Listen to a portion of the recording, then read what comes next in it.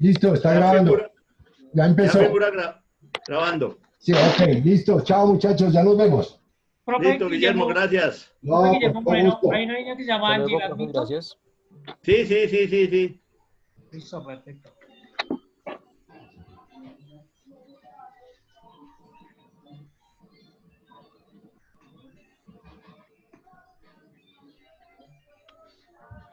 Sí, a todos los que lleguen.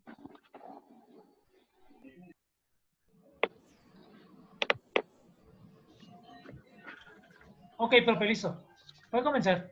Entonces arrancamos, gracias. Sí, listo. Entonces buenas tardes a todos Buenas tardes. que, Buenas tardes, profe. que iniciamos pues esta sesión de los 15 días. Bueno, lo primero que yo hago siempre es preguntar, ¿hay alguna duda, alguna inquietud, algún aporte en relación con la pasada sesión para que sepamos cómo organizar lo de hoy a partir de las preguntas, si las hay, ¿no?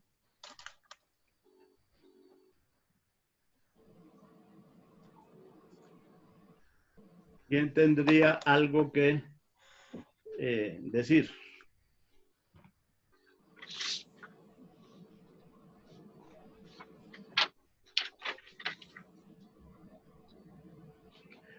Powell, que veo ahí el nombre de Powell, ¿qué tiene que decir?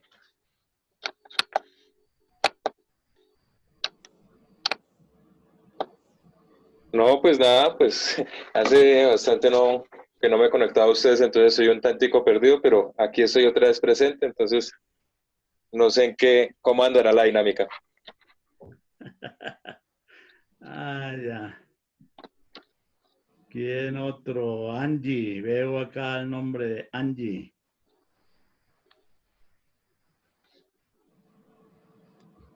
Buenas tardes, profe. Ah, Angie, sí, ¿qué hay, Angie? ¿Cómo estás? ¿Qué ¿Cómo va más, todo? profe? Bien, sí, señor. En un ratico subo el video. Estaba algo ocupada y no había podido hacerlo. Ah, no, tranquila, tranquila. No, profe, la verdad no tengo comentarios. La expectativa también. La última sesión no pude estar. Bueno, listo. Entonces, ¿hay alguien que tenga inquietudes? Bueno, porque hoy me parece a mí de transición el asunto y es importante porque me parece que llegamos a un punto clave en la fenomenología. A ver, ¿qué diríamos acerca de lo último o un resumen así general? Estamos en la parte final del quinto capítulo, en la parte de la razón, que nosotros hemos llamado razón del hombre de pensamiento, pero obviamente que es mucho más que eso y que Hegel sí la denomina pues como efectivamente es la individualidad que es para sí real en y para sí misma. Entonces, de lo que se trata es de mirar cómo se produce el tránsito del espíritu o hacia el espíritu realmente existente, al verdadero espíritu que considera Hegel. Ese es el punto clave en la fenomenología. Recuérdese que la fenomenología en su primera parte se ocupa de la conciencia, que le dedica 3 capítulos a esa conciencia. Luego viene la autoconciencia y finalmente la razón, 5º capítulo. Pero deben tener siempre claro que Hegel está haciendo un trabajo muy preciso, efectuando algunas abstracciones, tratando algunos temas de manera abstracta. Abstracta quiere decir abstraída de su contexto, para ir paulatinamente integrándolas al contexto respectivo. Y ese contexto hasta ahora va a aparecer, esperaría pues que en la sesión de hoy mostremos el contexto de todo. Primero se trata del problema del conocimiento. Es decir, si ustedes quieren la parte epistemológica, llamémosla así, pero evidentemente no es eso, o no es solo eso. Se trata de saber cómo se comporta la conciencia en relación con el conocimiento de lo que es. Y ahí se tienen los 3 niveles: certeza sensible, percepción y entendimiento.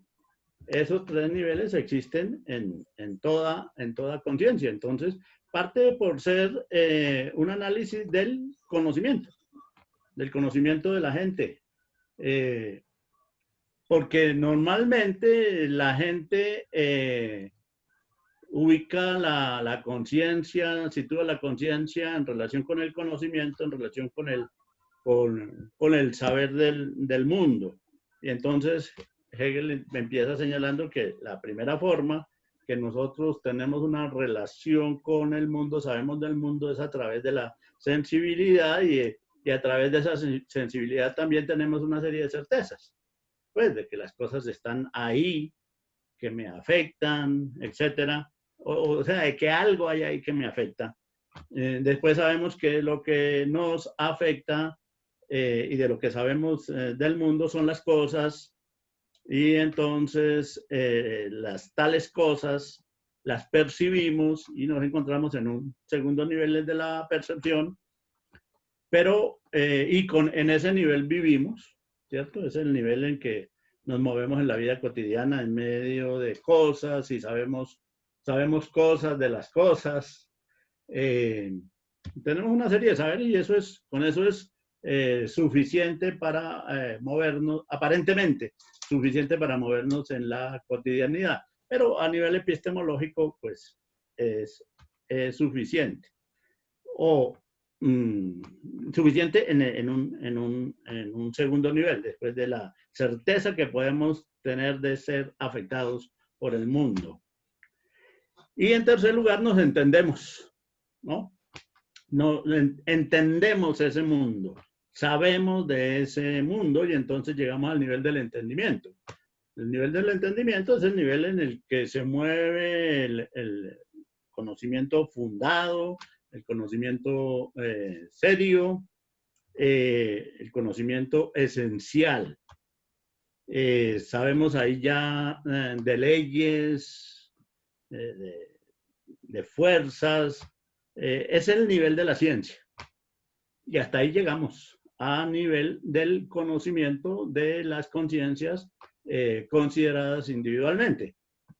Lo interesante en Hegel, y ya acá es el paso siguiente, de mostrar que estas 3 primeras figuras de la conciencia, que tienen que ver con el saber del mundo, están fundadas, se apoyan sobre otra cosa que se llama autoconciencia.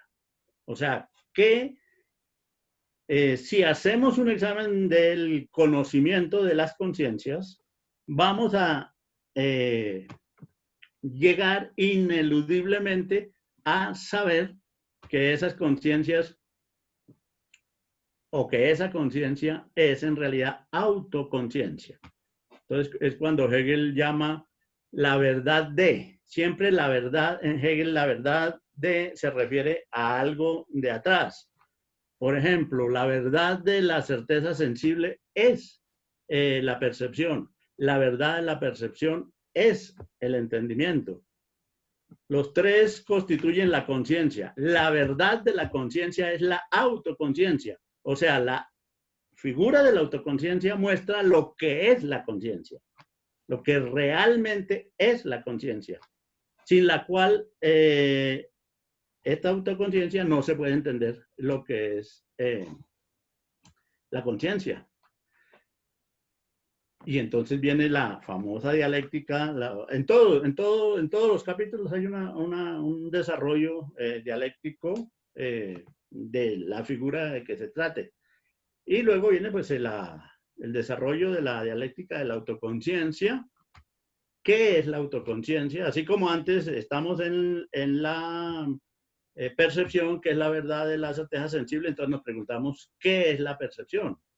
Y sabemos lo que es la percepción y conocemos los límites de la percepción. Y sabemos que esos límites de la percepción son superados por el entendimiento. Estando en el entendimiento, nos preguntamos qué es el entendimiento, cuáles son sus características, cuáles son sus límites. Y el conocimiento de eso, de sus características y de sus límites, nos llevan a entender que la conciencia realmente es autoconciencia.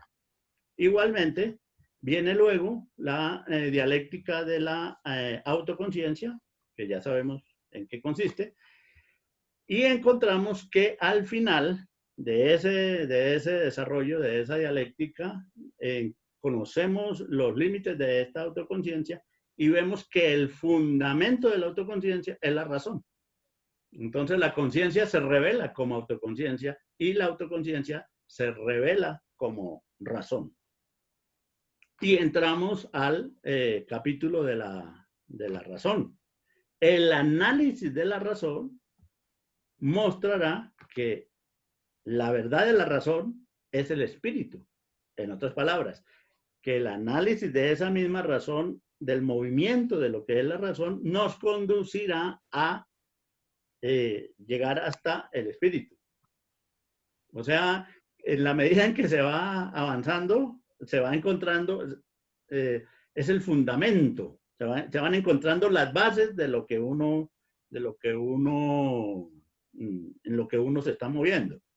Entonces, por eso decimos, o se puede decir que en la fenomenología avanzar es retroceder, es profundizar. Y entonces entiende uno que la conciencia es autoconciencia y que la autoconciencia es razón y que la razón es espíritu. Pero eso significa es que la conciencia ya es espíritu, que la autoconciencia ya es espíritu, que la razón misma ya es espíritu. O sea que lo verdadero de todo eso es lo último que aparece. O sea, la verdad, como veremos, esperaría hoy al final, la verdad de la razón es el espíritu. De la misma manera que la verdad de la conciencia es la autoconciencia, la verdad de la autoconciencia es la razón, la verdad de la razón es el espíritu. Entonces, todo está encadenado, no queda nada, todo está encadenado, no queda nada suelto, y está todo. O sea, es completo, y se muestra la ligazón. Entonces ya uno puede entender, por ejemplo, para quienes estamos leyendo el prólogo a la fenomenología, podemos entender qué es lo que Hegel llama concepto. Es que esté todo lo que tiene que estar y que esté encadenado de la manera en que tiene que estar, que se muestre en el devenir de ese conjunto, de ese sistema. ¿Por qué todo tiene que ser sistemático y todo tiene que estar en movimiento?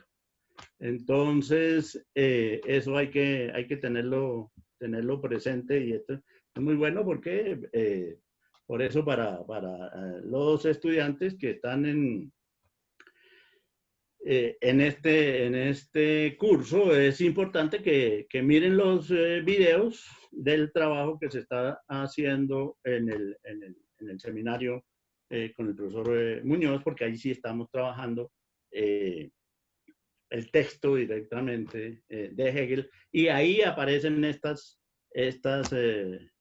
versiones: concepto, sistema, devenir.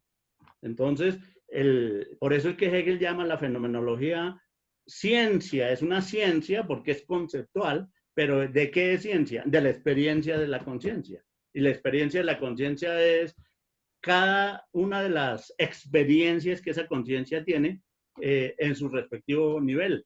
La experiencia que tiene la certeza sensible en su desarrollo, la experiencia que tiene la percepción, la conciencia en tanto perceptiva, la experiencia que tiene la conciencia en tanto entendimiento, la experiencia que tiene la conciencia en tanto autoconciencia, y donde vamos, la experiencia que tiene la conciencia en tanto conciencia racional, en tanto razón.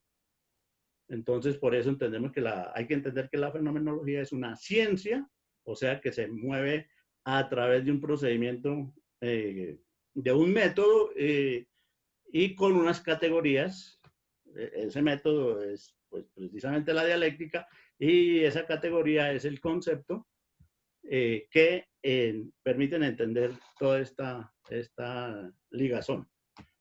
Bueno, la última experiencia que hace la conciencia la hemos clasificado ya, o Hegel las clasifica en el nivel de la razón, y se vieron las 9 formas de conciencia o realmente autoconciencia, ¿sí?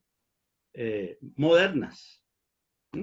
Aquí cuando estamos en la razón y hablamos de conciencia, es por la costumbre de decir conciencia, pero en realidad es autoconciencia, porque ya pasamos por ese capítulo.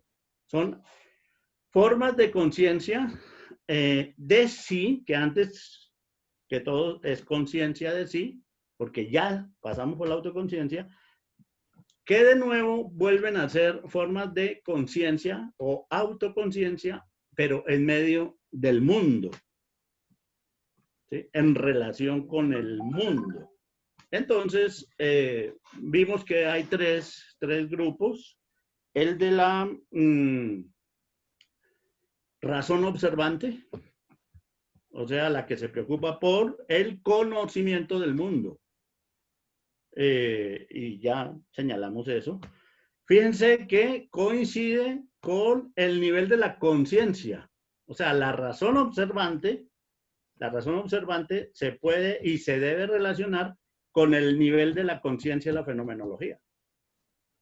Luego de la razón observante tenemos la razón activa, y esa razón activa, o sea, es una autoconciencia que actúa en el interior de lo social, en el interior del mundo, pero actúa desde su punto de vista, o sea, como autoconciencia. Ese capítulo, ese segundo grupo de 3 formas de conciencia, se debe relacionar con la autoconciencia. Así como la conciencia se relaciona con la razón observante, la autoconciencia se relaciona con la razón activa, llamémosla, la del segundo grupo.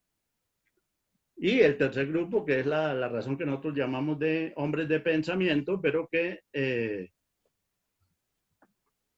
es más que de pensamiento. Ahí vamos. En ese tercer grupo de autoconciencias racionales estábamos. La primera, autoconciencia racional, del grupo final, o sea, de la autoconciencia que es, ya lo leímos, real en sí y para sí, y se refiere al individuo, porque la autoconciencia siempre es, primero que todo, la autoconciencia de un individuo. La conciencia es la conciencia de un individuo, La autoconciencia es la autoconciencia de un individuo. Las figuras de la razón, las 9 formas de conciencia o autoconciencia racionales siempre son formas de autoconciencia racional de un individuo. Son individuos particulares que asumen esas formas de conciencia o de autoconciencia. Entonces habíamos mirado la del último grupo, que era la del intelectual, o lo que Hegel llama el reino animal del espíritu, ¿no? Íbamos ahí, esa fue la sesión pasada. Tenemos en la razón, dijimos, la razón que estudia el mundo para encontrar ya la racionalidad en el mundo, las leyes del mundo, en la naturaleza, en el pensamiento. Luego los individuos que se relacionan con la sociedad y el que quiere gozar, el que porque no puede gozar la quiere transformar a las malas, el que no puede transformarla a las malas, que quiere entonces corregirla a las buenas. Recuérdese que hablamos del revolucionario, el gocetas, el revolucionario y el reformista. Si se puede mirar así, también se habló de los modelos literarios que Hegel estaría trabajando ahí. Primero Goethe y el Fausto, luego Chile y los bandidos y finalmente Don Quijote. Ver que todas esas formas de conciencia individuales en relación con la sociedad son formas de conciencia fracasadas. Siempre hay algo que hace que esas formas de conciencia fracasen. Y entonces estábamos ante el último grupo y el que tratamos en la ocasión pasada fue el reino animal del espíritu y el engaño o la cosa misma.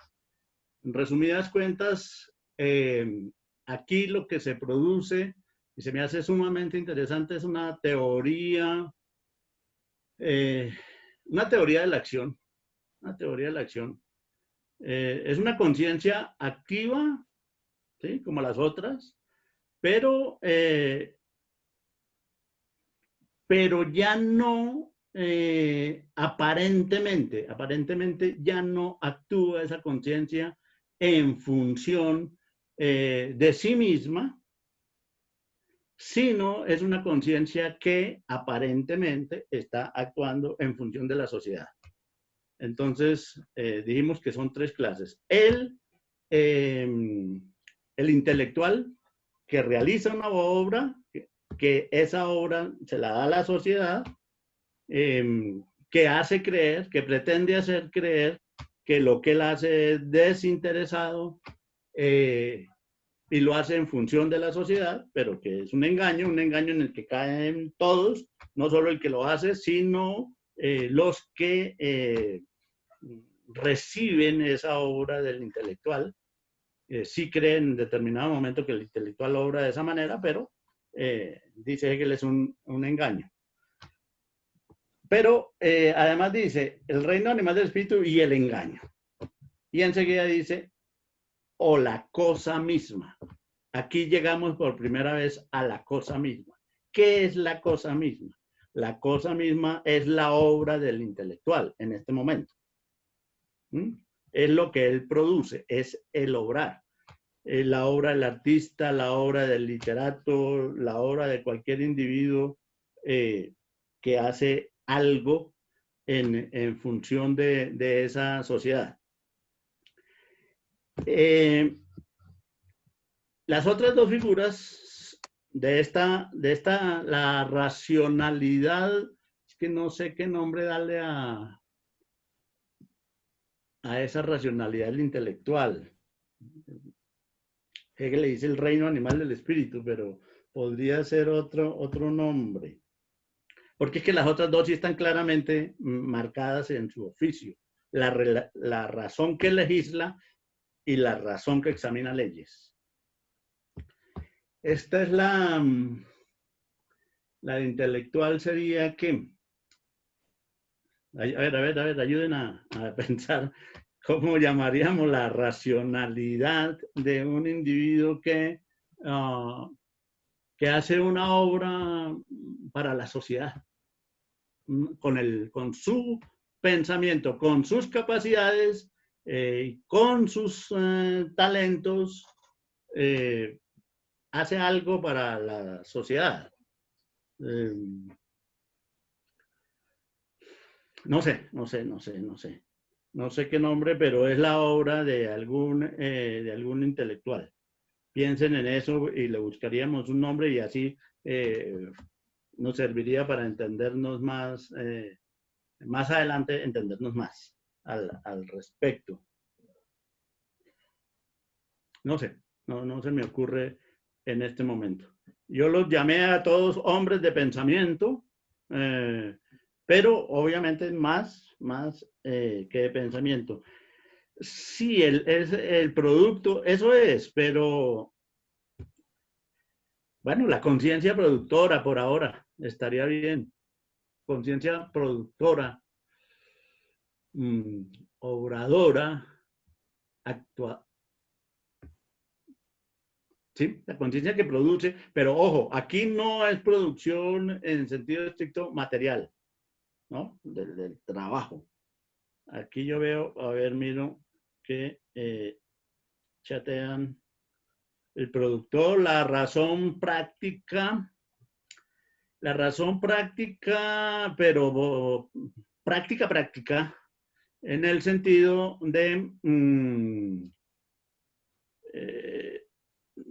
de generar una obra, porque es que las dos otras cosas que veremos tienen que ver con la razón práctica, evidentemente, pero desde el punto de vista teórico cercano a lo kantiano, ¿o no? Que tiene que ver exactamente con lo kantiano. Aquí es la razón productora de la obra intelectual, llamémosla así, ¿no? De la obra intelectual.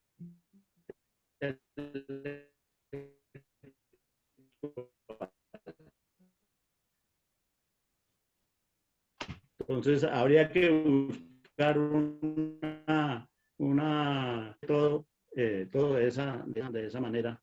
Pero bueno, el que digan eso quiere decir que no estamos sintonizando. Bueno.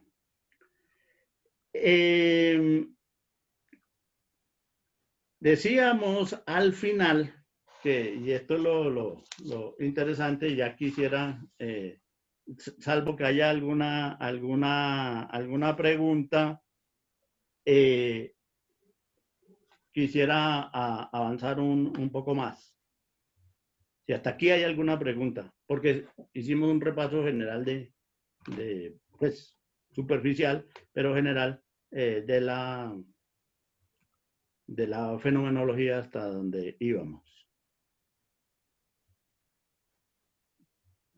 Bueno, entonces, mientras piensan por el chat, dicen algo o mejor directamente, entonces decimos en qué estamos.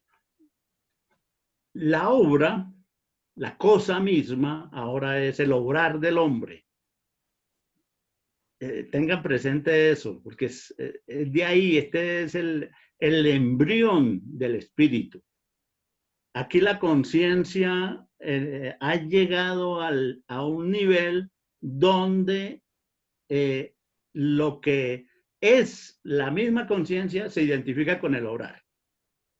En la pasada ocasión decíamos que esa era la posición de Aristóteles. Uno es lo que hace, uno es su propia obra. No es más, no es distinto de lo que hace. No es alguien que hace cosas. Las cosas que uno hace es lo que uno es. No hay una separación en ese caso. Entonces, y eso es Aristóteles. Lo interesante acá, el avance que hace Hegel es que él logra mostrar que cuando un individuo obra en sociedad, y todos los individuos obran en sociedad, llega un momento en que la obra deja ya de ser su obra. Ese es el punto de partida del intelectual. Él quiere el reconocimiento por su obra y la obra es su obra. Y es cierto, pero ese es el primer paso. Pero una vez que esa obra se ha socializado, deja de ser de quien la produce y es una obra para todos. Y la obra de todos es obra para todos. O sea, siempre es para otros. O sea que la obra coge, por así decir, sustancia propia. ¿Sí? Tiene entidad propia. Y lo importante, el centro de referencia se vuelve esa obra. Eso es un primer aspecto que hay que señalar. Se pasa, ellos hacen la diferenciación entre se pasa de una cosa que se hace, que es captable por la percepción, a una cosa que en alemán es Ding, a otra cosa, dice Hegel, que en alemán es Sache o Sache, que es la misma cosa, pero espiritualmente. Nosotros diríamos el asunto. Más bien que ellos tienen esas dos palabras para cosa, pero es cuando uno dice una cosa de la percepción, nosotros decimos esta cosa. Pero cuando decimos, por ejemplo, ¿cómo va la cosa? Es otra cosa. Se trata evidentemente de otra cosa. Esa cosa es el asunto o la cosa espiritual. Entonces dice Hegel, pasamos de una cosa a la otra cosa. Lo que pasa es que ellos tienen dos palabras para significar cosa con los dos sentidos diferentes. Nosotros podemos decir, pasamos de la cosa al asunto. Podríamos decir. Eso por un lado. Bueno, aquí viene una parte importante que yo había anunciado que tiene un determinado interés si lo relacionamos con Spinoza.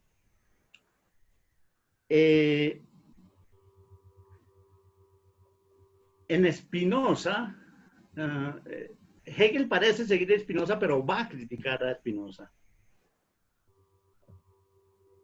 Pregunta aquí, ¿se toma la esencia del objeto como en el arte para Heidegger?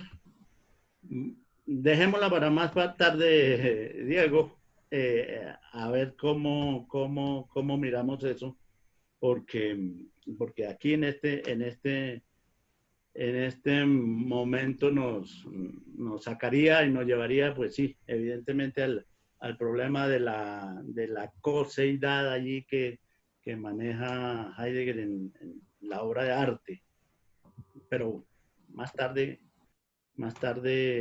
sí, la obra de arte lo primero que es una cosa y entonces hay que analizarlo de esa manera, pero para más, yo creo que más tarde. Esa es una pregunta entonces de esas que aplazamos. Me iba a ir era por otro lado.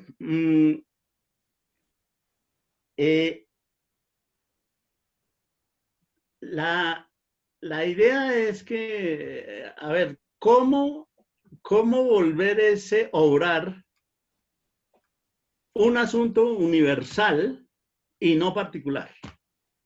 Porque, ojo, los que obran son los individuos. Tal o cual individuo hace tal o cual cosa.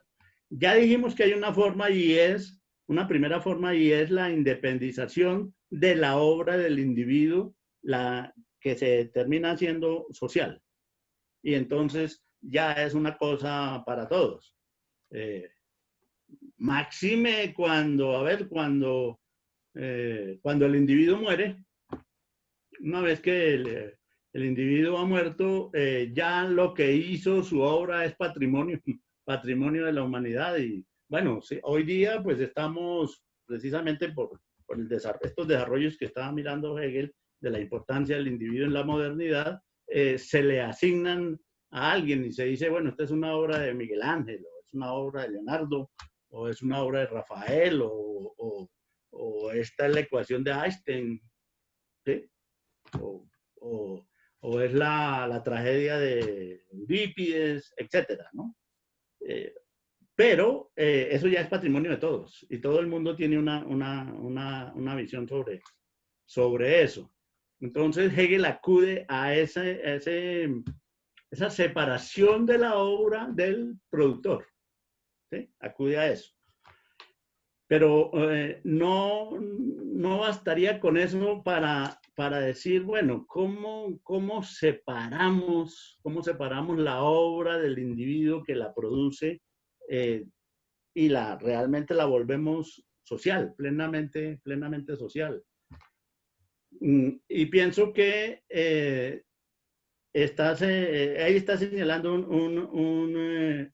un problema interesante que hay en Spinoza, porque en Spinoza el obrar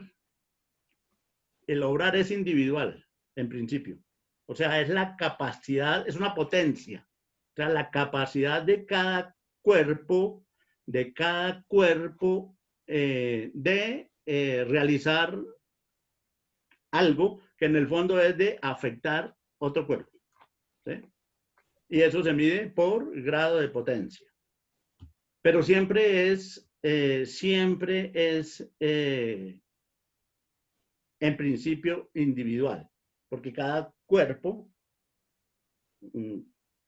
inerte, muerto o vivo, tiene un determinado grado de potencia y le permite afectar otros cuerpos.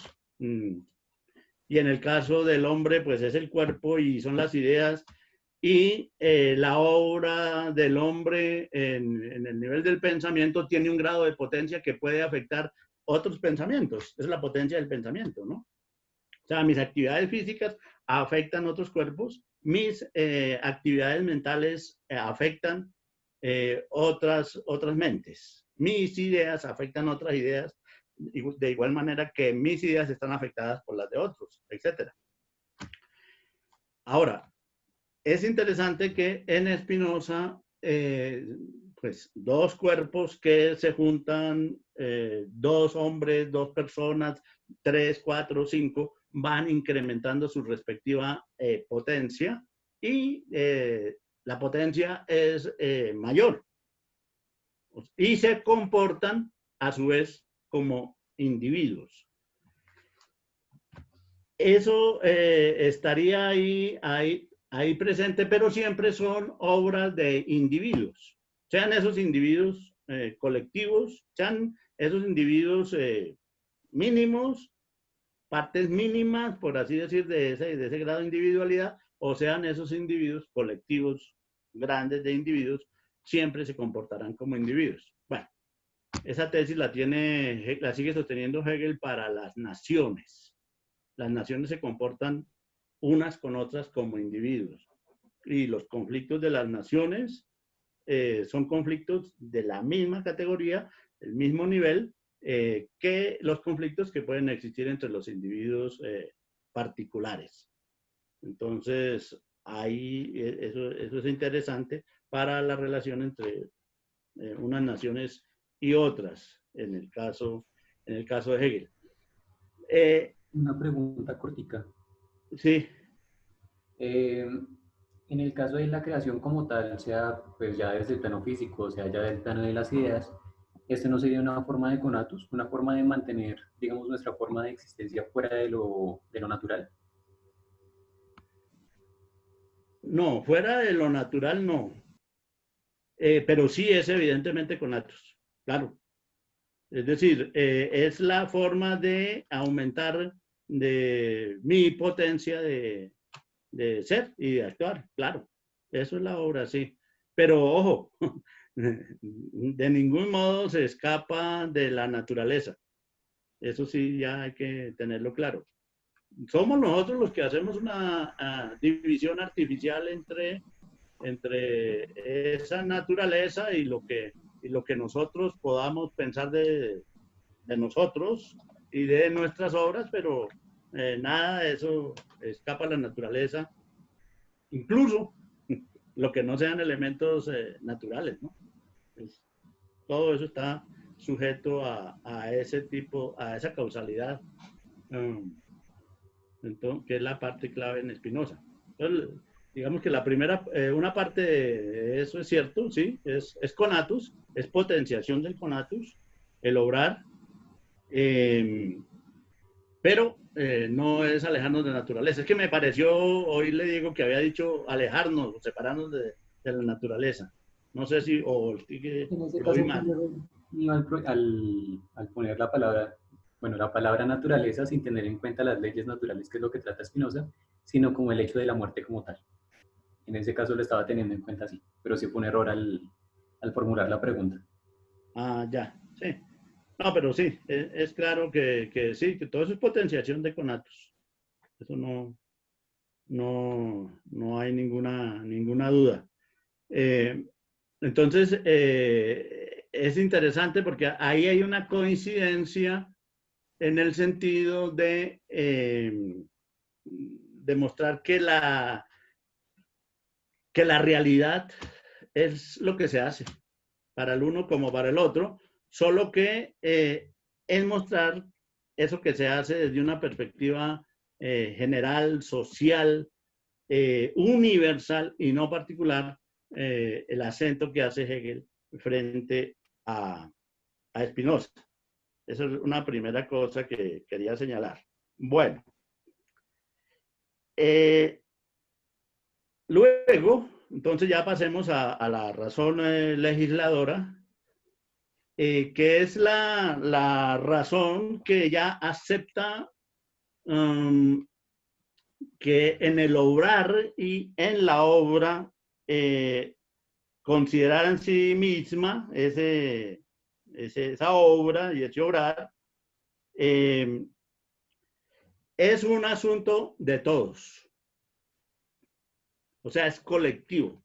O sea, esta razón la primera, la intelectual, lo hace de una manera abstracta, dijéramos, porque ya es una conciencia que vive no solo en función de sí, sino también en función del mundo. Y del mundo, y cuando me refiero al mundo, es a los demás, ¿no? Lo social. En función del mundo, pero ese vivir en función del mundo es para sí, para vivir en función de sí. ¿Sí? Me hago entender, el intelectual aporta algo al mundo, le da algo al mundo y el mundo le reconoce la autoría, le reconoce sus capacidades, le reconoce su talento, le reconoce su actividad, le reconoce su naturaleza. Por eso es el reino animal, primer nivel del espíritu. Ahora, en este nivel, ya en este segundo nivel de la razón legisladora, ya se acepta que lo importante, lo definitivo, es la colectividad. El colectivo. O sea, que el individuo es lo que es, pero solo en el marco de la sociedad. Entonces, aparece la idea, que está claramente reflejada en Kant, de si la razón como tal razón se pueden establecer leyes para el funcionamiento de esa sociedad, leyes racionales. Aquí viene la pregunta ahora sí del chat, volverla una ley, dice Angie Mata, volverla una ley, sí, aquí se trata de pasar al nivel de la ley, porque esa colectividad tiene que vivir racionalmente. ¿Y qué es lo racional en una colectividad? Que viva de acuerdo a las leyes, ¿sí? Que se atenga a las leyes. Que no hay colectividad que pueda subsistir sin esas leyes. Las leyes no solo son la explicación del mundo físico, las leyes, o sea, un grado de estabilidad en el mundo fenoménico, también son necesarias para el funcionamiento de la sociedad. Puede que sea como, digamos, una especie de sinonimia y que se saca de un lado, pues lo que se ha dicho justamente es lo contrario, ¿no? Se tomaron esos términos del derecho, de los reyes, ley y demás, y luego se pasaron al mundo al mundo físico. ¿Sí? O sea, la noción de ley aparece primero en el mundo social y del mundo social se traslada al mundo físico. Esa idea de ley. Y entonces ahí hay una serie de problemas, porque así como se traslada, y esos problemas precisamente también los irá a aclarar Spinoza, así como se traslada del mundo de lo social, la noción de ley hacia el mundo físico, que mirar en otra perspectiva no tendría mayor sentido, pero ahí funciona. Entonces se habla de, la gente a veces cree que la idea de leyes sociales se saca de la noción de leyes naturales y es al revés. Primero estuvo la noción de ley en el mundo social y luego pasó a la naturaleza. Y funciona de manera distinta en ambos contextos. Pero así como, va a decir Spinoza, así como se sacó esa noción de ley del mundo social hacia el mundo físico, se sacaron unas que sí constituye pues una perversión del pensamiento. Por ejemplo, Spinoza pelea contra la idea de finalidad. Son los hombres que tienen finalidades. Y de ahí se trasladó hacia el mundo físico la idea de que podía haber finalidades en el mundo físico, lo cual es una locura, es absurdo. Va a decir Spinoza, eso es simplemente algo antropológico que se sacó de los hombres y se pasó al mundo físico. La naturaleza no tiene ninguna finalidad, no va para ningún lado. Entonces, ni Dios, la naturaleza de Dios no tiene fines, nada. Eso es pura transposición de términos humanos a ese otro mundo. Entonces, la idea es que se llega a un punto donde lo fundamental es la obra, el obrar, el hacer, y ese hacer debe tener evidentemente leyes. Entonces aparece una razón que pretende darle leyes, y leyes con el carácter de universalidad y necesidad, y sobre todo de permanencia a esa sociedad. En ese momento, fíjense, lo particular se ha tornado social, la cosa misma se ha vuelto espíritu, es el aparecer hasta ahora del espíritu. Lo que pasa es que la conciencia legisladora no lo capta, dice Hegel, pero nosotros sí captamos ese momento. Él dice nosotros. ¿Quiénes somos nosotros? Hegel, que lo está explicando, y nosotros, que lo estamos leyendo. Entonces, aquí veremos cómo Hegel muestra ese pasaje pues en su terminología.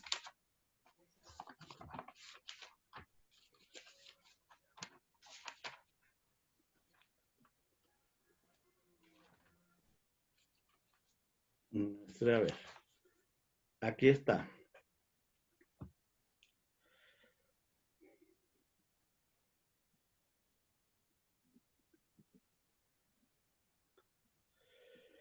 La conciencia, cuando llega a este punto racional de tránsito de la conciencia intelectual o productiva, dijimos, o razón productiva a la razón legisladora, sucede lo siguiente. La conciencia experimenta ambos lados, el de lo individual como el de lo social, experimenta ambos lados como momentos esenciales. Se sabe que la sociedad, lo colectivo, es esencial porque la obra es para ellos, pero se sabe también que lo individual es esencial, puesto que es el individuo el que la produce. La conciencia experimenta ambos lados como momentos igualmente esenciales y en ello la experiencia de lo que es la naturaleza de la cosa misma. A saber, que no es solamente cosa contrapuesta al obrar en general de todo el mundo y al obrar singular, ni obrar que se contrapone a la subsistencia y que sería el género libre de estos momentos como sus especies, sino una esencia cuyo ser es el obrar del individuo singular, particular, y de todos los individuos, y cuyo obrar es de un modo inmediato para otro, o una cosa que es cosa solamente como obrar de todos y de cada uno. O sea, lo que se hace en la sociedad es un obrar del individuo y es de todos. Por eso dice de todos y de cada uno.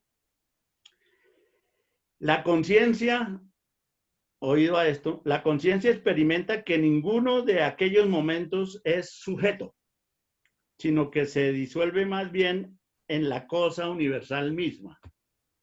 No es sujeto, la conciencia no percibe que sea sujeto el individuo, que sea sujeto la sociedad, sino que eso se disuelve en la universalidad misma.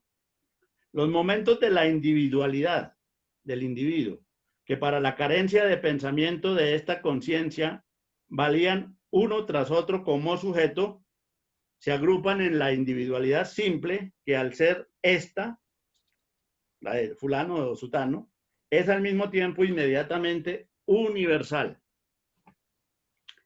La cosa pierde con ello la relación de predicado y la determinabilidad de lo universal abstracto y sin vida, y es más bien la sustancia penetrada por la individualidad. O sea, lo realmente existente es la sustancia penetrada por la individualidad. Lo realmente existente es el individuo en el interior de la sustancia. Todo esto hay que relacionarlo con Spinoza. El sujeto, que es la queja que tiene Hegel. ¿Por qué? Porque es la queja que tiene Hegel contra Spinoza. Dice, es la sustancia única de Spinoza.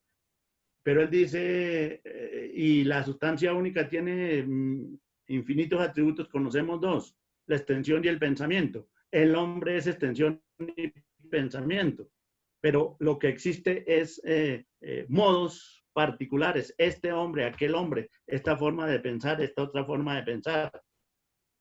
Aquí Hegel está tratando de juntar el sujeto, el individuo, con la sustancia a través de la acción del individuo.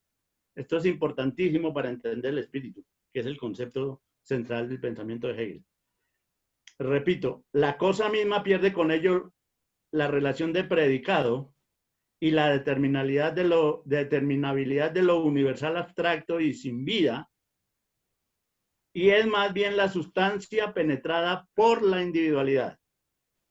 El sujeto en el que la individualidad es tanto como ella misma, o como ésta, así como todos los individuos, y lo universal que solo es un ser como este obrar de todos y cada uno, una realidad por cuanto que esta conciencia la sabe como su realidad singular y como la realidad de todos. O sea, la conciencia particular sabe que su propia realidad de él y de los demás es la sustancia, no el individuo en particular, sino la sustancia toda, que uno hace parte de esa sustancia. La pura cosa misma es lo que más arriba se determinaba como la categoría. Eso va a ser el espíritu. Es el ser que es yo o el yo que es ser. El ser que es yo, o sea, todo es ese yo o el yo que es ser. O sea, que es sustancia. Pero como pensamiento que se distingue todavía de la autoconciencia real. Yo, fulano de tal, soy lo realmente existente. Pero aquí los momentos de la autoconciencia real, o sea, la de cada uno de nosotros, en tanto que nosotros los llamamos su contenido, su fin, su obrar y su realidad, así como en tanto que los llamamos su forma, ser para sí y ser para otro, se ponen como unidad con la categoría simple misma, la cual es así, al mismo tiempo, todo contenido. Entonces aquí aparece la palabra nosotros. Nosotros, la conciencia, la autoconciencia se identifica con lo que está pasando. La conciencia en cada uno de los pasajes, esto es válido para cada uno de los pasajes de la fenomenología. Cada conciencia particular está metida en su cuento, en su problema, pero como nosotros ya vivimos al final, ¿cierto? Al final de esto, nosotros ya podemos observar el movimiento desde arriba. Entonces es cuando Hegel dice nosotros, él y nosotros que lo leemos a él en la fenomenología. Siempre hay que tener presente esa distinción y siempre Hegel aclara cuando lo que está pasando en el texto es algo que le está pasando a la conciencia, allá directamente, a cada conciencia, y cuando eso que se está viendo ahí que está pasando, lo captamos solamente los lectores y no lo capta la conciencia que está metida en el problema. Es un doble nivel. Profesor, ¿puedo volver a explicar? Perdón, ¿puedo volver a explicar ese pedacito? Por favor. ¿Puedo qué? Y si puedo volver a explicar ese pedacito que acabo de decir. De que hay una diferenciación en la fenomenología entre la experiencia que está teniendo la conciencia directa, ¿sí? Frente a un problema determinado, frente a esto, por ejemplo, yo en este momento tengo la experiencia directa de que esto es un marcador que es de color amarillo, que es cilíndrico, y lo estoy describiendo. Pero como esta es una obra escrita posterior, que va a narrar y va a analizar esta relación que una conciencia particular, en este caso la mía, la suya, etcétera, tiene con esta cosa, yo ya sé lo que va a pasar. ¿Sí? Yo ya sé lo que va a pasar en esa relación entre esta cosa y yo, y mi conciencia, yo ya sé lo que va a pasar. Entonces es cuando Hegel dice, para nosotros tal cosa es de tal manera, pero para la conciencia las cosas son de otra manera. Entonces él distingue entre la conciencia con el para nosotros. Es que en estas relaciones hay a ver, yo voy a hacer la conciencia y ustedes van a ser ustedes, es decir, el nosotros de Hegel. Yo miro esto y esto es algo que está ahí. Esto es en sí. Es algo, tiene una consistencia propia. No sé qué será. ¿Sí? Lo vi ahí y lo cogí. ¿Esto qué es? Cuando yo digo esto qué es, estoy asumiendo que esto es algo. Sé que es algo, pero todavía no sé qué es. Y digo yo, es mi marcador. Es un marcador. Eso deja de ser algo y se volvió mi marcador. O sea, esto ya es para mí. ¿Sí? Esto es para mí, mi marcador. Ahora si yo digo, esto era algo, ahora, pero yo me doy cuenta de que me di cuenta de que identifiqué mi marcador. ¿Sí? ¿Esto qué es? Es algo. Es mi marcador, es para mí. ¿Sí? Es para mí. Entonces, cuando yo digo, esto es para mí, entonces ya identifico que la relación misma entre este objeto y yo No es la relación inicial que yo la vi, sino ya tengo conciencia de esa relación.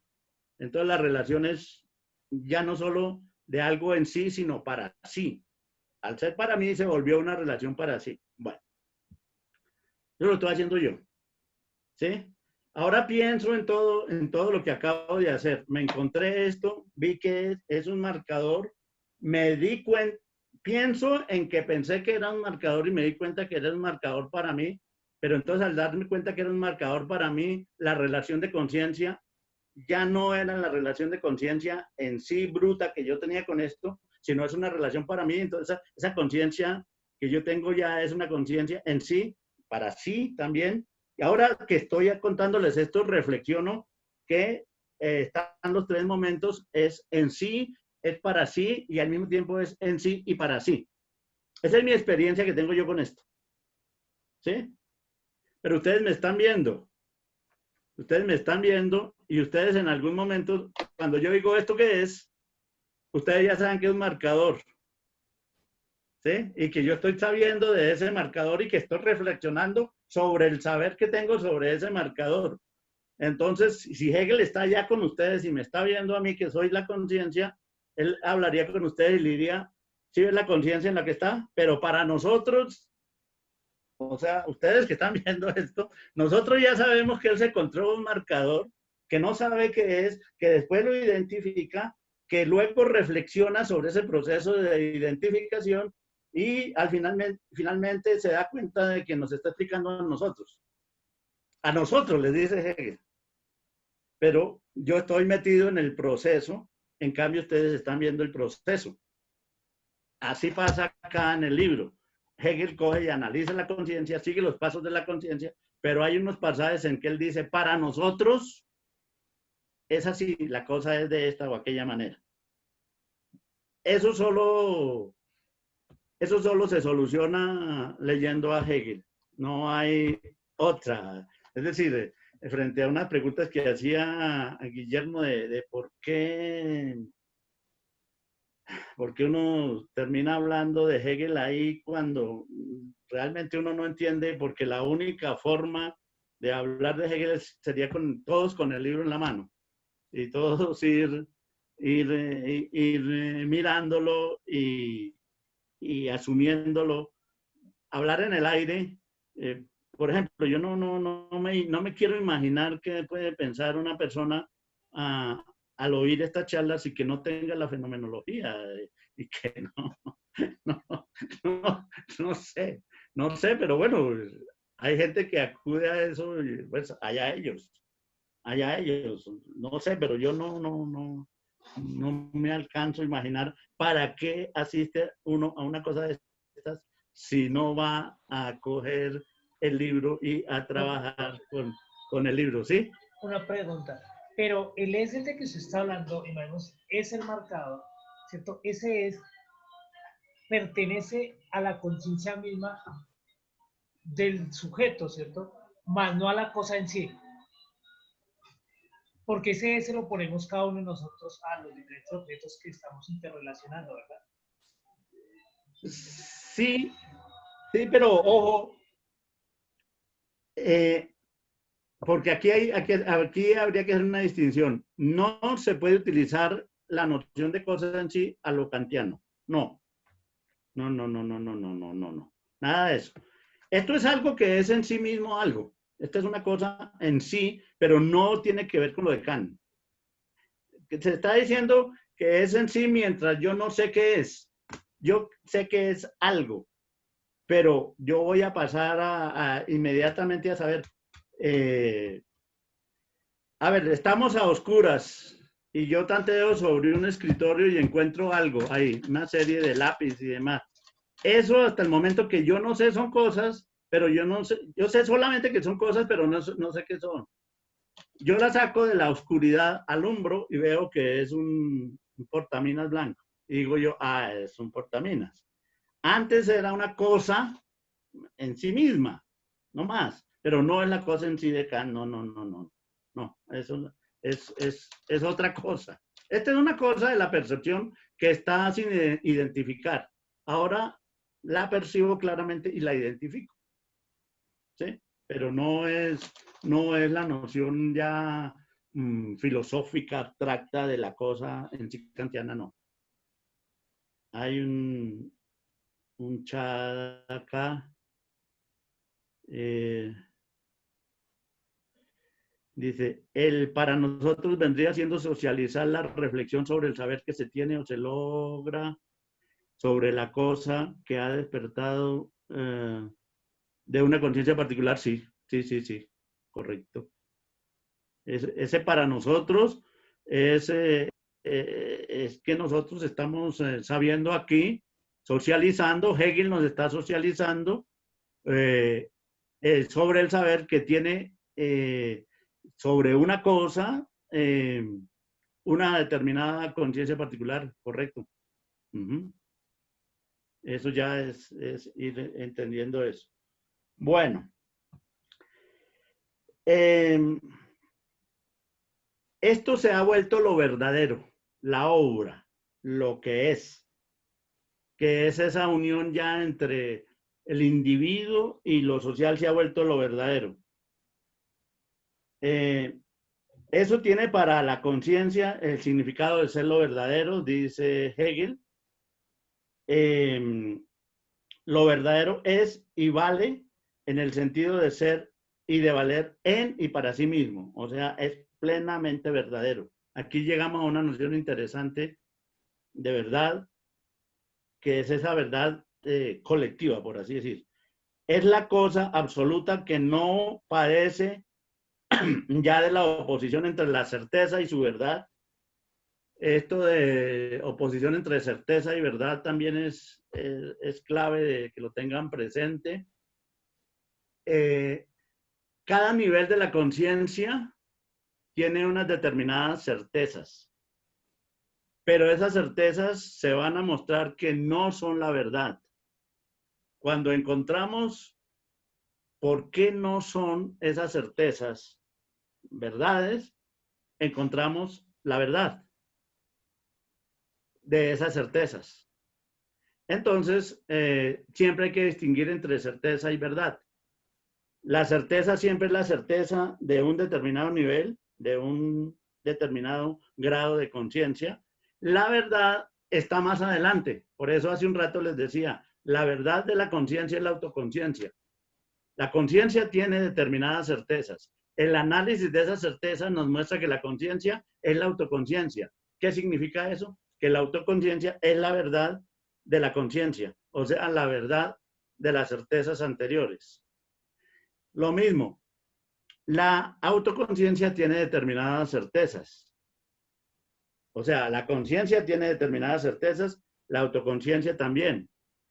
Si se miran las certezas que tiene la autoconciencia, esas certezas se van desbaratando y ese desbaratar conduce a la verdad de la autoconciencia. Y la verdad de la autoconciencia es la razón. Entonces tenemos que la razón es la verdad de las certezas de la conciencia y de las certezas de la autoconciencia, y esa es la verdad, la razón. O sea, la verdad siempre va más adelante. Luego, repetimos, la conciencia tiene unas certezas, su verdad es la autoconciencia. La autoconciencia tiene unas certezas, pero su verdad es la razón. La razón tiene unas certezas, pero su verdad es el espíritu, que es para donde vamos. Entonces, llega un momento en que la certeza, la fenomenología se acaba cuando la certeza, cuando no hay más certeza, sino hay apenas una verdad, que es elaborada a través de todas las certezas, del desarrollo de todas las certezas. ¿Qué es el desarrollo de todas las certezas? Mostrar que esas certezas no son verdaderas. Son apenas momentos de esa verdad. De nuevo, volvemos al ejemplo. Estiro la mano y encuentro algo sobre el escritorio. Digo, ahí hay algo. Tengo la certeza de que ahí hay algo. Retiro eso de allá y miro, es un marcador. Primero tuve la certeza de que había algo. Ahora lo miro y puedo tener la certeza de que esto es algo. Sí, claro que es algo. Pero ahora sé que es un marcador. Entonces sé que la verdad de la primera certeza que yo tuve es que es un marcador. ¿Sí? Un marcador que voy a utilizar para escribir. Pienso yo, esa es una certeza. Voy a escribir y no funciona, no tiene tinta. Entonces, la verdad de este marcador es que no me sirve. ¿Sí? La verdad de este marcador es que no me sirve. Yo creía, asumía que me servía para escribir. Tenía esa certeza. Marcador sirve para escribir. Voy y escribo. No sirve. Entonces esa certeza desaparece y se me vuelve verdad esto. ¿Mm? Conclusión, lo debo votar. Fuera de aquí, marcador no me sirve. Esa es una nueva verdad. La verdad de ese marcador era que no servía y había que votarlo. ¿Sí? Primero la certeza era que era algo. Después la verdad que era un marcador. Luego esa verdad se me vuelve la certeza de que me va a servir para escribir. Luego la verdad es que no me sirve para escribir. Entonces ya tengo la certeza de que es un marcador primero, luego tengo la verdad de que no me sirve para escribir, pero esto se me vuelve una certeza de que no me sirve para escribir. Lo voto y entonces la verdad, ¿cuál es? Un marcador que yo tuve, que lo encontré, que iba a escribir con él, que no me sirvió, que lo voté. Eso es la verdad. Entonces ustedes se dan cuenta que la verdad es una suma de certezas constituida por el fracaso de esas certezas. No sé, ese sería una manera. Sí, la verdad es el proceso. Las certezas, la verdad es el video. Las certezas son fotografías. ¿Qué es? Esto es esto. Un marcador. No sirve. Esto es primero era esto. Ahora es un marcador y después no sirve. Cada uno de esos niveles, esto, un marcador y no sirve, son fotografías de la realidad de esto. Son certezas. Pero el video completo, o sea, la verdad es que es un marcador que yo que iba a utilizar para escribir, no me sirvió, luego lo boté. Esa es la verdad de este marcador. Entonces yo ya puedo decir, lo boté, tengo que comprar otro. Voy yendo a otro nivel. Bueno, quedan no, pues aspiraba a llegar al espíritu y no, voy a salir como sea la razón legisladora. Llegamos aquí a este punto y entonces leo y después comentamos. Lo que, por tanto, es el objeto para la conciencia, tiene la significación de ser, para ella, lo verdadero. Lo verdadero es si vale en el sentido de ser y de valer en y para sí mismo. Es la cosa absoluta que no padece ya la oposición entre la certeza y su verdad. Ahora sí entienden, oposición entre certeza y verdad. Entre lo universal y lo individual. Lo individual eran las certezas, lo universal es la verdad. Entre el fin y su realidad, sino que su ser allí es la realidad y el obrar de la autoconciencia. Esta cosa es tanto la sustancia ética y la conciencia de ella, la conciencia ética. Pero les voy a volver a leer esto con calma porque es ni más ni menos que la explicación de Hegel, lo que él pide que Spinoza no hizo. ¿Sí? Yo no sé por qué no le han parado bolas a estos capítulos, porque son ni más ni menos que la explicación de algo que Hegel se queja siempre de que Spinoza no hizo. Pues aquí está explicado. Lo que, por tanto, es el objeto para la conciencia que obra, el obrar, ¿no? Tiene la significación de ser lo verdadero. O sea, lo verdadero es el obrar. Porque yo soy lo que hago y todo el mundo es lo que hace. Entonces, la verdad no soy yo como individuo, sino mi obra en el interior de una colectividad donde todos producen una obra. Y esa es la verdad de esa colectividad. Pero no es solo la colectividad, es la sustancia en general. Lo que por tanto es el objeto para la conciencia tiene la significación de ser lo verdadero. Lo verdadero es y vale en el sentido de ser y de valer en y para sí mismo. Es lo que es y es lo que para sí mismo vale. O sea, lo que realmente tiene valor. Es la cosa absoluta que no padece ya de la oposición entre la certeza y su verdad, entre lo universal y lo individual, entre el fin y su realidad, sino que su ser allí es la realidad y el obrar de la autoconciencia. ¿Qué está diciendo aquí Hegel? Está diciendo que la autoconciencia del individuo, en tanto ese individuo está inmerso en una sociedad, es la realidad y la verdad de la sustancia. O sea que no hay que pensar la sustancia como algo ajeno, algo distinto a uno, que ese es el problema del entendimiento representativo. Nos hace creer que la naturaleza es otra cosa que yo. Nos hace creer que las cosas son distintas al yo que las produce. Claro, pues yo creo que esto es que esto no soy yo. Tendría que estar uno loco para creer que este marcador soy yo. Pues no. O que el perro que veo o el árbol que veo no soy yo. Iba a decir, ¿cómo que no? Ese árbol, empecemos por el marcador. El marcador este marcador es el producto de todo el obrar de la humanidad. Desde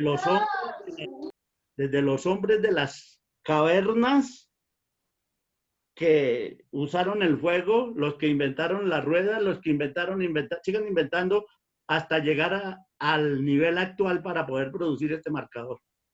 Y finalmente el tendero que me lo vendió y la plata con que yo pagué. Eso, aquí detrás, siempre insisto en eso, detrás de este marcador está toda la historia de la humanidad. Pues estoy hablando, están las guerras, están los inventos, están el moverse por el mundo. ¿Sí? Si los españoles no hubieran llegado aquí en 1492, no, en este momento aquí no les podría estar mostrando esto.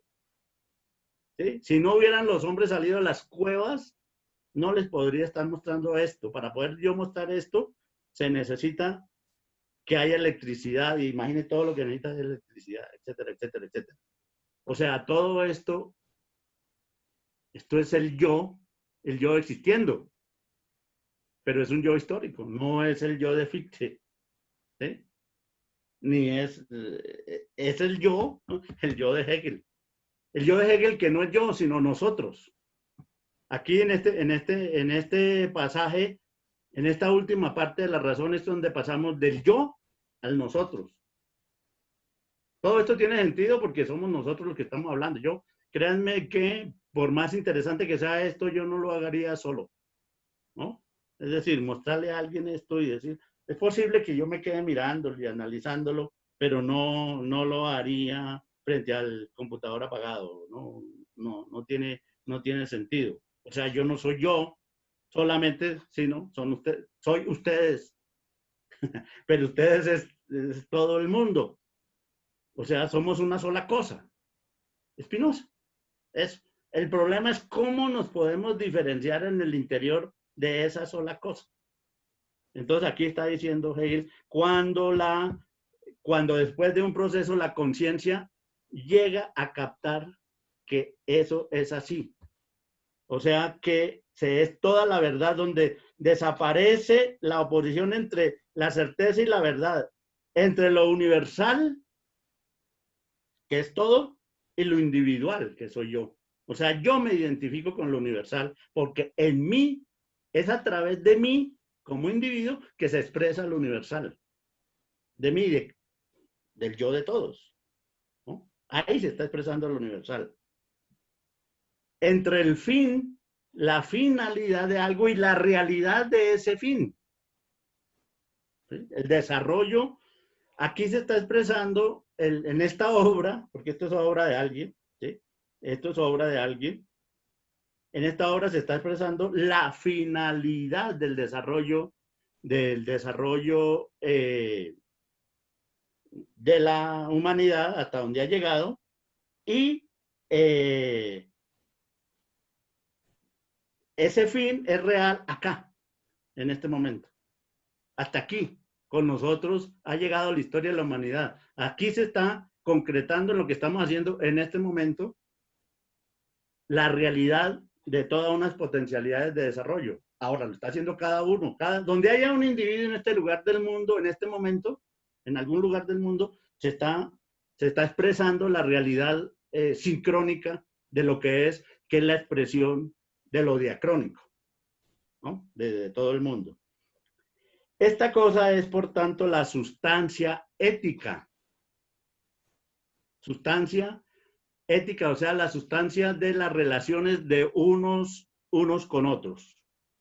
Y el saber de ella es la conciencia ética que nosotros tenemos en este momento.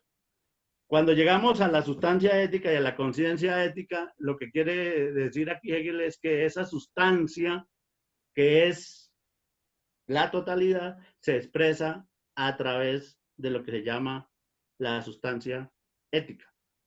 Y esa sustancia ética es el espíritu. Aquí hay unos chats. A ver, me devuelvo.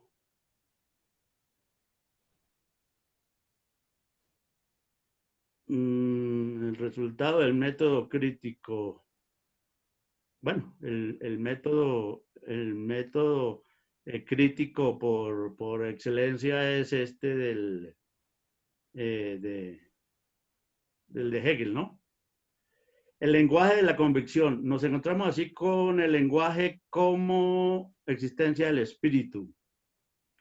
Este lenguaje es la autoconciencia que es para otros, que es inmediatamente dada como tal y que es universal, como esta. Es el sí mismo que se objetiva como puro yo igual yo, y que esta objetividad se mantiene como este sí mismo. O sea, lo que soy yo. Estos son términos de Hegel, ¿no? ¿Quién es Hiperión? Así confluye de modo inmediato con los otros y es su autoconciencia. Se percibe a sí mismo y es percibido por los otros, y ese percibir es precisamente su existencia universal convertida en sí mismo. ¿Correcto? En la jerga hegeliana es eso. Aquí hay una, profe, pero Spinoza también lo habla como extensión de la sustancia divina. Lo habla, habla que, habría que preguntarle a Juan, pues no se centra en cuanto a la identidad de humanidad, sino es integral de un componente de la creación divina, ¿no? A ver, Juan, mejor colóquelo, póngalo verbalmente. Juan Villalobos, si Eduardo puede, por favor, abrirle el micrófono a Juan Villalobos. Ya, profe, ya. ¿Ya? Pues es pues como usted decía que ahí Hegel explicaba lo que Spinoza no había dicho, y era de que pues como tal la construcción de humanidad, ¿no? Sino que pues Spinoza pues o sea, lo dijo más no como tal como esa creación del yo individual humano, sino como esa creación divina de la extensión de la sustancia, ¿sí? O sea, hacía parte del hombre dentro de dentro del todo, dentro del integral. O sea, ya lo que hizo Hegel fue, como diría, abrir esa idea o profundizar más en esa idea? Desarrollarla, podríamos decir, sí, bueno, desarrollarla, profundizarla. Pero no, sí, a mí me parece que Hegel en eso tiene razón, precisamente contra Spinoza. Hegel tendría razón acá, porque es que Spinoza arranca de una diciendo, la sustancia tiene infinitos atributos, uno es la extensión, y de esos infinitos atributos conocemos dos, uno es la extensión, el otro es el pensamiento. Y bueno, y enseguida trata la extensión, trata los cuerpos y después trata el pensamiento. Y entonces, finalmente, hace un paralelismo entre el mundo de los cuerpos, llamemos el modo de los cuerpos, o mejor, el atributo de los cuerpos y el atributo del pensamiento. Ahora, sabemos que ese atributo solo se expresa como modos. Y entonces queda esa idea de paralelismo ahí que es muy interesante, pero la clave de Hegel es a esos modos, tanto los modos, el modo de los cuerpos como el modo de los pensamientos, se entienden es por la historia. En realidad ¿cuál es el problema? Que hay que meterle historia a los modos de Spinoza. Hay que meterle historia, si no, no se entiende eso. Le parece a uno gratuito. Y Hegel se da cuenta de que Spinoza no hace eso. Entonces, fíjense que todo esto, a donde vamos, todo esto es producto del desarrollo de la historia. O sea, para que alguien pueda llegar a tener el nivel kantiano de pensamiento, que es el que estamos aquí abordando, ha debido el hombre salir de las cavernas. Ha debido hacer todo lo que necesitó para hacer esto físicamente. Se ha necesitado también para llegar a tener determinadas ideas, determinadas formas de pensar. Y sobre todo para llegar al punto de reconocerse que lo que existe, reconocer que lo que existe es la sustancia, que uno es la conciencia de esa sustancia, el pensamiento pues de esa sustancia, somos eso, somos ese pensamiento que vivimos colectivamente, entonces que la esencia de esa sustancia es lo que es esa convivencia, que es a lo que Hegel llama sustancia ética. Pero esa sustancia ética tiene una historia, que es lo que sigue en el próximo capítulo. Aquí estamos llegando al espíritu. Nosotros, lectores de Hegel, lo sabemos. Lo que pasa es que la conciencia de aquí no lo sabe. ¿Sí? Por eso Hegel va a decir que Kant hace una fenomenología, una fenomenología de la conciencia, la larga, o si se quiere hasta una fenomenología del espíritu, pero no, de la conciencia, pero no realmente una fenomenología del espíritu, que es la que hace Hegel, porque es que Kant no acepta esa noción así de espíritu a la manera como la maneja Hegel. Pero bueno, déjenme terminar en todas esas inquietudes es la que quisiera yo que ustedes pensaran, consultaran, leyeran, se buscaran la fenomenología. Una compañera, Gina, creo que les bajó a ustedes la fenomenología del espíritu, no la del Fondo de Cultura, sino la de pretextos. Y ahí la tienen, ahí la pueden ir mirando estos problemas, estos asuntos que estábamos tratando. Están en las páginas 500 y pico de esa edición, ahí la encuentran. Entonces tendrían que mirar, pero por supuesto auxiliándose con otros intérpretes y con lo que aquí se diga. 10 minuticos. Llegamos a una razón que sabe entonces que es la esencia de la sustancia, la esencia de lo que es, que esa razón puede establecer leyes para el devenir, para el funcionamiento del devenir de eso que es leyes racionales. Hay dos clases de leyes. En la pasada ocasión les hablaba del político, pues el político hace leyes y determina leyes, pero bueno, sabemos que esas leyes no se hacen precisamente desde la razón. Entonces se buscan leyes universales válidas para todo. Y eso es lo que se pretende hacer con el imperativo categórico de Kant. Entonces, aquí Hegel, en este capítulo, analiza expresiones de ese imperativo categórico, como puede ser el de que se debe decir la verdad siempre. Es una posición clara de Kant, que es un derivado de su imperativo categórico. Recuerde que ese imperativo señala que uno debe hacer siempre aquello que considere debe convertirse en una máxima universal de comportamiento, ¿no? Ahí cabe la idea de que en toda condición debe decir uno la verdad, independientemente de las consecuencias, ¿no?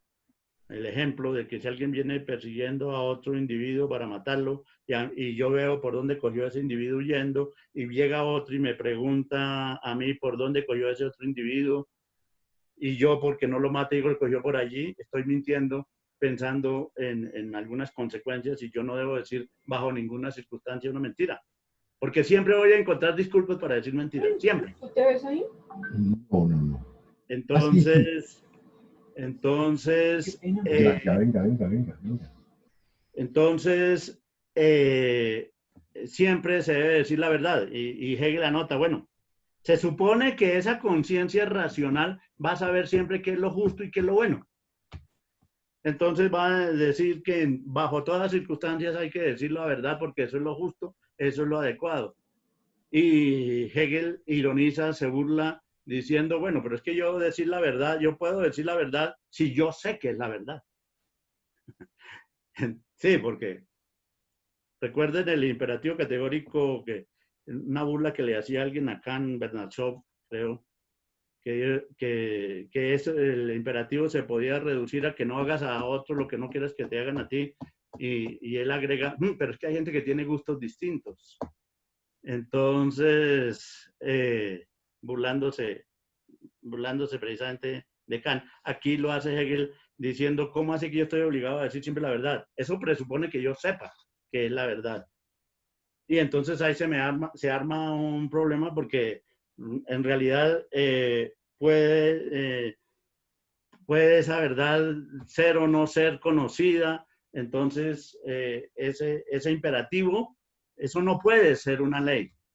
Luego analiza a la famosa ama al prójimo como a ti mismo, que pretende también ser una norma de validez universal, en este caso salida de la religión, un mandato divino, y también se burla Hegel de eso, dice, no, pero es que más o menos, resumiendo aquí, hay amores que matan.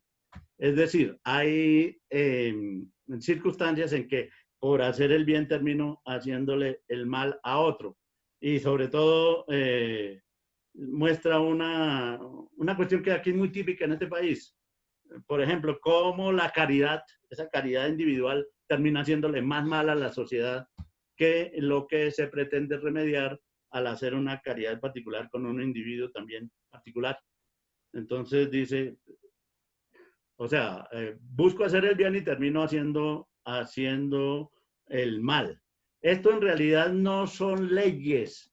La razón, aquí es interesante, y termino con eso por ahora. La razón individual no puede, desde la razón de un individuo, no se pueden sacar normas de acatamiento universal. La racionalidad es la racionalidad que los hombres colectivamente han construido en la historia. O sea, la idea de extraer de la razón una guía de la razón de los individuos, una guía de comportamiento universal está destinada al fracaso.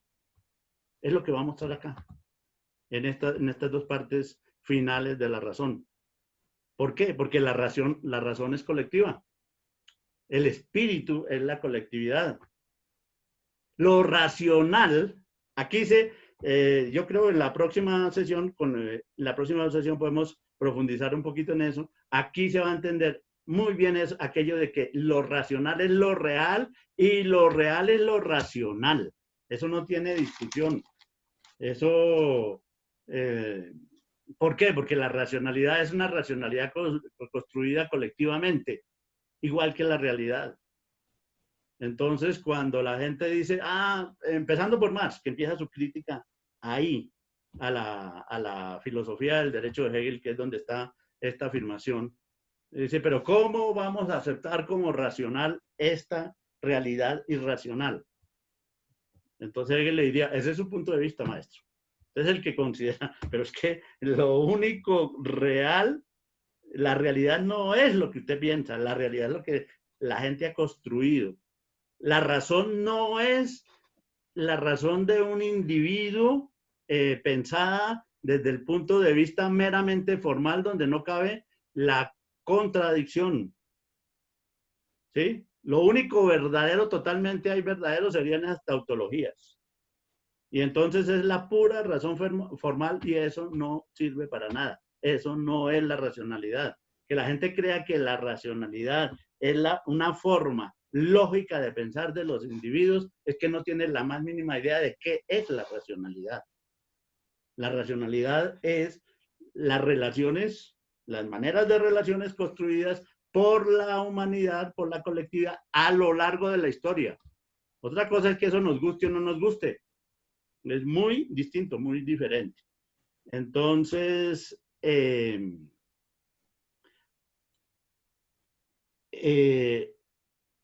ahí la historia como totalidad incompleta. Diríamos más bien que como totalidad abierta, que es otra cosa, que incompleta. Abierta. Está abierta. Entonces, no sé, Guillermo, yo creo que habíamos dicho que hasta acá y muchas gracias. Ahí se avanzó poco, pero bueno, ahora este es un semestre rarísimo, entonces uno puede ir como más lento y llamando la atención a que miren los textos de Hegel y aquellos textos que puedan ayudar a la lectura, que en los que no han podido asistir al seminario donde estamos tratando el prólogo de la fenomenología, pues miren los videos y ahí se van interesando poco a poco por esto de Hegel. Bueno, pues Entonces, mira, Guillermo, pues no hay ningún problema y me parece extraordinario que quede una memoria con buena resolución y que la gente después pueda mirarlo sin que tenga alguna falla el sistema de comunicación que aquí se hace a través de diría yo, la gracia está en que es fibra óptica y que el RAM del computador funciona muy bien. Eso simplemente manda la señal y funciona muy bien en todos los demás, tanto televisores de los monitores como de los teléfonos.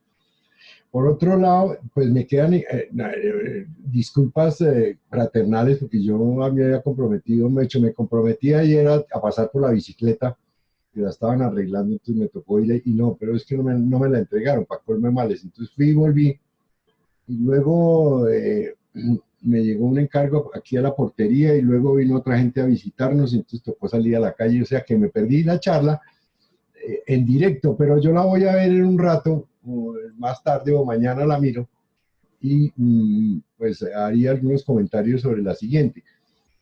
Me llama la atención que podamos coordinar cómo sería. Yo quedo, ahorita apenas se acabe la sesión, la máquina en sí misma, ella me dice que si lo grabo, que si lo paso al disco duro de mi computador, yo voy a hacer eso pero me parece que podría ser buena idea que quedara en el sitio donde tú pones tus clases.